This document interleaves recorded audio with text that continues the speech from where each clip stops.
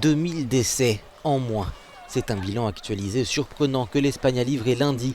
Une correction liée à des doublons ou à des morts dont la cause du décès n'était finalement pas liée au coronavirus. Dans le même temps, l'Espagne se prépare également au retour des touristes. Et pour les inciter à venir passer leur été dans le pays, la quarantaine pour les voyageurs étrangers sera supprimée à partir du 1er juillet. Sur le littoral nord ou à certains endroits dans le sud, des plages ont rouvert pour le plus grand bonheur de ses habitants. Nous sommes ravis de pouvoir marcher et retrouver une vie presque normale.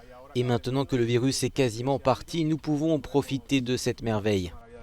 Pourtant, le virus n'est pas encore parti. Mais au Royaume-Uni, pays le plus meurtri en Europe, certains habitants semblent avoir déjà repris leurs habitudes. La police a donc lancé des avertissements alors que des plages du sud de l'Angleterre étaient bondées. Une image qui tranche avec celle du nord qui était déserte. Dans le même temps, le gouvernement prévoit de rouvrir les commerces non essentiels à partir du 15 juin.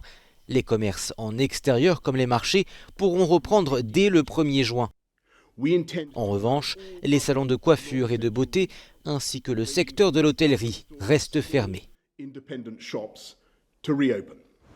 Autre pays lourdement frappé par le Covid-19, l'Italie qui a franchi une nouvelle étape dans la levée des restrictions avec la réouverture des salles de sport et des piscines une semaine après celle des bars et des restaurants. Alors que le nombre de décès ces dernières 24 heures était en dessous de la barre des 100, l'Italie, qui était le pays le plus touché lors de l'arrivée de la pandémie en Europe, espère que le pire est derrière elle et que le déconfinement ne viendra pas troubler ce progressif retour à la normale.